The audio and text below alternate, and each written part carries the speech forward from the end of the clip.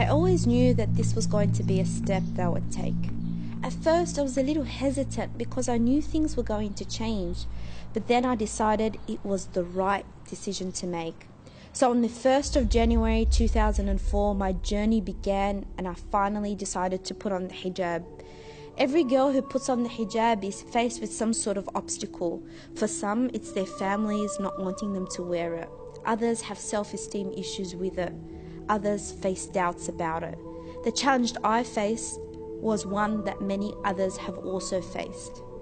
Starting and going to a high school with hardly any Muslims and where you're the first Muslim people have met was no easy task. As teenagers, fitting in is the most fundamental thing in high school. Having no friends in high school is something every teenager tries to avoid. So I tried to be like them. Whatever the latest trend was, I went along with it. Not just that, but I needed to keep up with the latest beauty standards. Looking in the mirror for me was an exercise to try and pinpoint all the things wrong with me and that I needed to change. My self-esteem became dependent on the makeup I wore. On top of this, there was no way I could hide the fact that I was not like the other kids at school. I was embarrassed and I would often ask myself why I needed to be so different. So I went about my high school life struggling with my identity, trying to answer the question of who I was really. The truth is, I felt extremely lonely.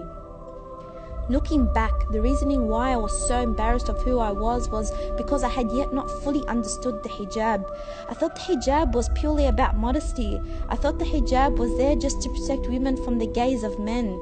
But unfortunately, that was a very shallow and two-dimensional understanding of the hijab. It was not until I got to uni and started to take learning about my religion seriously that something happened. I fell in love. I fell in love with the hijab because I came to understand that it was not simply a piece of fabric draped over my body to conceal beauty and preserve modesty.